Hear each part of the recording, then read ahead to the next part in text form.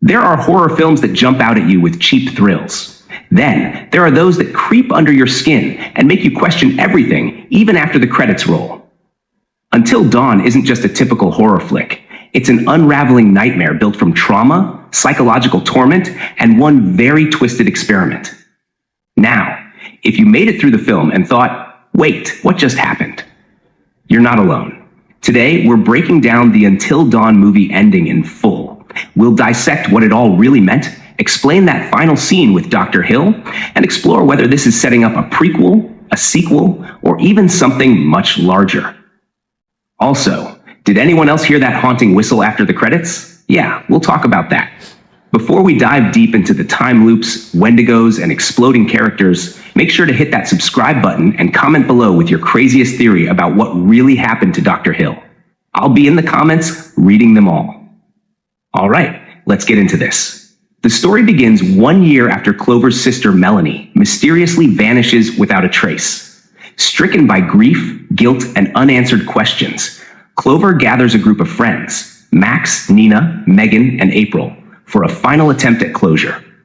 They return to a place called Glore Valley, the same remote location Melanie disappeared in.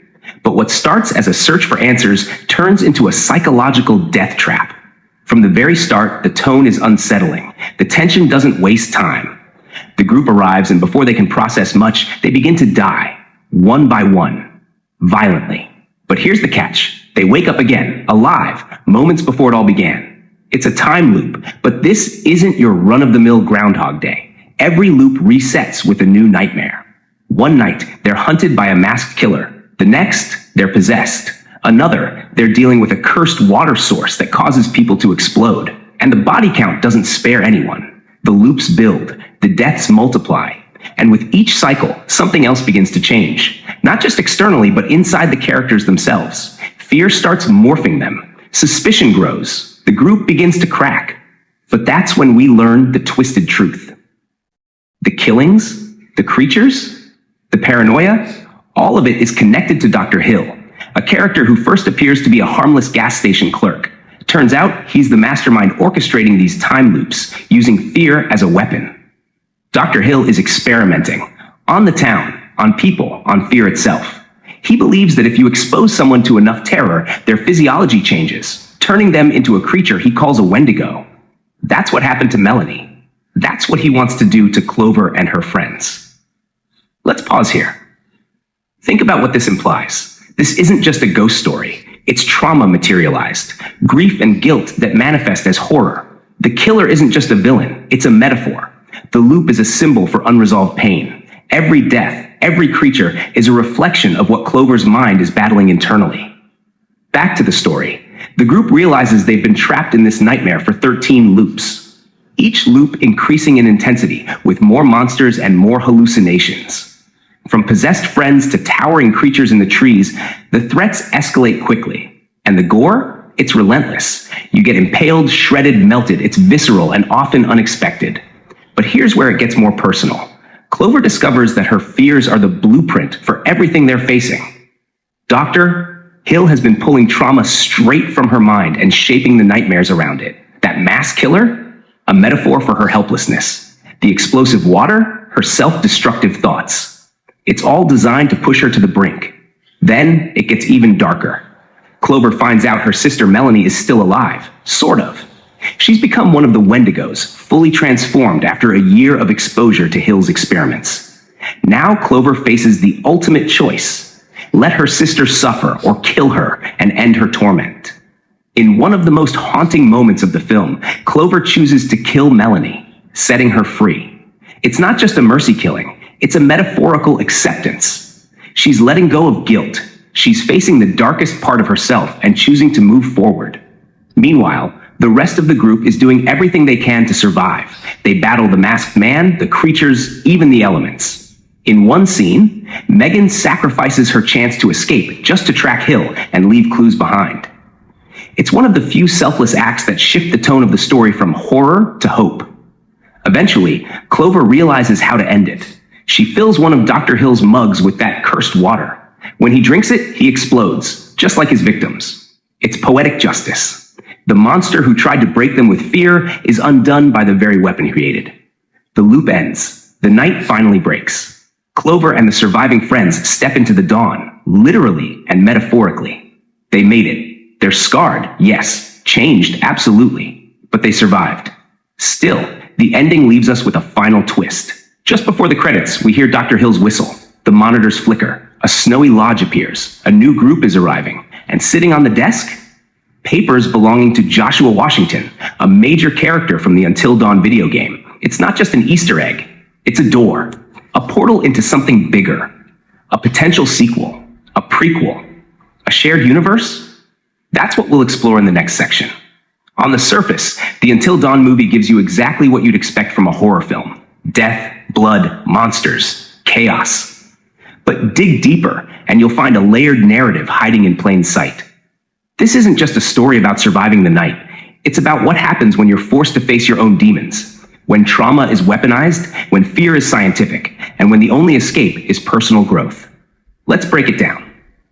The final act of the movie reveals that the entire horror show, every death, every creature, every terrifying loop, is a psychological experiment conducted by Dr. Hill.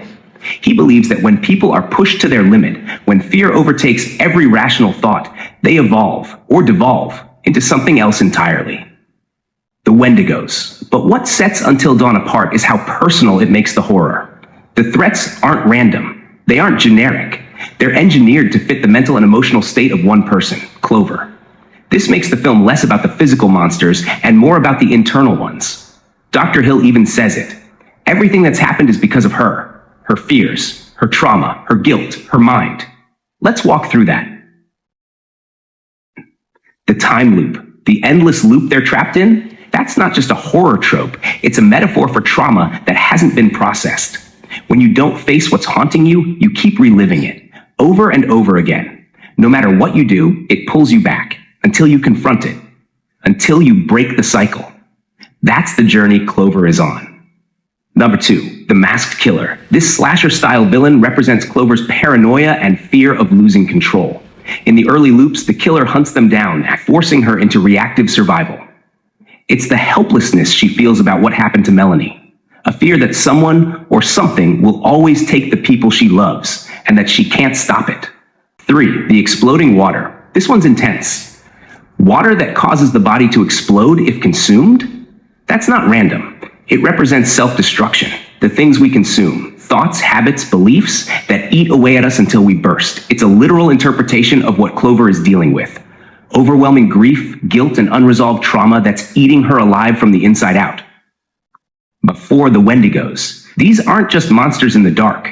They're victims of fear, people who've been consumed by it. Melanie becomes one of them, Clover's sister.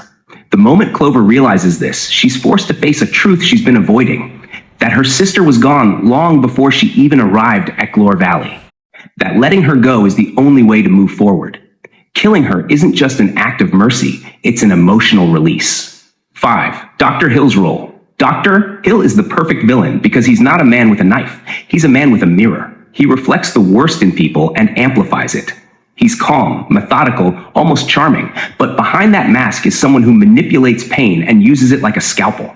His twisted experiments turn fear into transformation. But he never picks just anyone. He chooses Clover. Why? Because she's fractured. Because her mind is a war zone.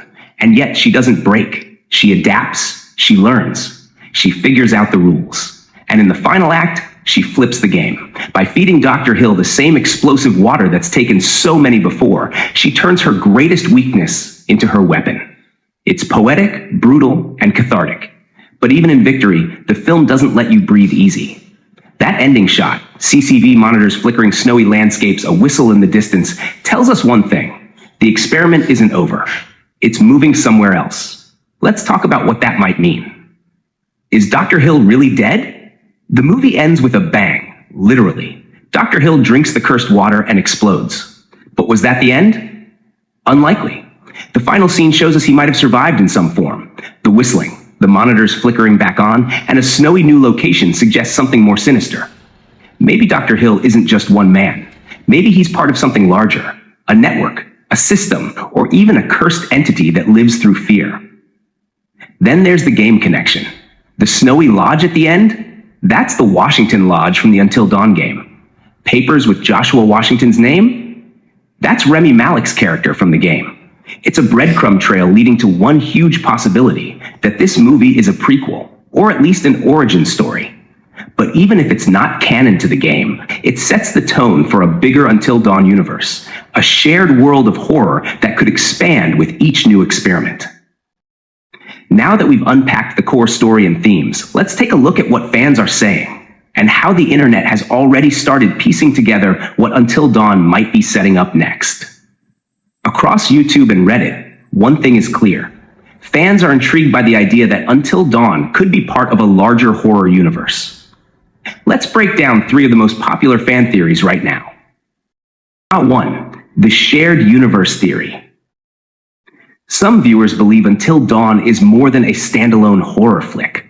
They think it's part of a bigger narrative that connects multiple supermassive games titles, like The Quarry or Man of Medan. This theory gets fuel from the Easter eggs hidden throughout the movie, such as drawings in the possession scenes that resemble artwork from other supermassive titles. The cabin at the end, the papers marked with Joshua Washington's name, the flickering monitors, these aren't throwaway details. They suggest continuity. And while the creators have been coy, saying it could be a sequel or a prequel, that ambiguity might be intentional. 2. The Dr. Hill is an entity theory. Another theory gaining traction is that Dr. Hill isn't just a man. He's something more, possibly a vessel or manifestation of the loop itself. Think about it.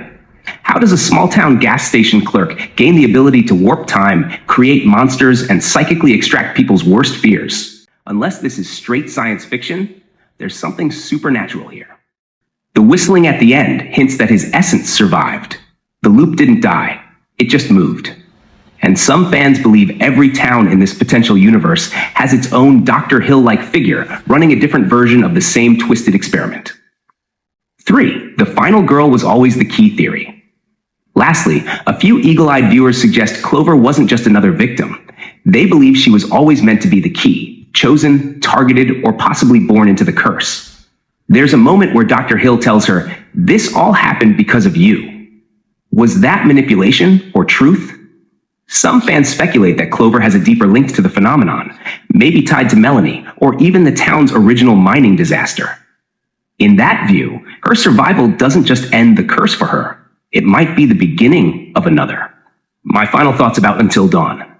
Until Dawn isn't perfect. Some performances fall flat. Not every scare lands. And the plot gets a bit chaotic in the middle. But what it does well, it really does well. The concept of trauma looping through horror, the creative depths, the blend of slasher, supernatural, and psychological genres. It delivers a fresh take in a space that often feels recycled. And what makes it stick isn't just the gore or the monsters. It's the emotional throughline. Clover's grief, her guilt, the power of friendship, the hard decision to kill someone you love in order to finally heal. That's where the movie hits hardest. It also dares to end with hope. Not something you see often in horror. Everyone makes it out. They survive, they live. And yet, that whistle, that snowy setting, it tells you this story isn't finished. Maybe not with these characters, but the loop is still spinning somewhere. And if this film performs well at the box office, we might just see that story continue. So, what did you think? Was Until Dawn a clever reimagining of psychological horror, or just another game-to-film adaptation that falls short? Drop your theories in the comments, especially if you think Dr. Hill is still alive.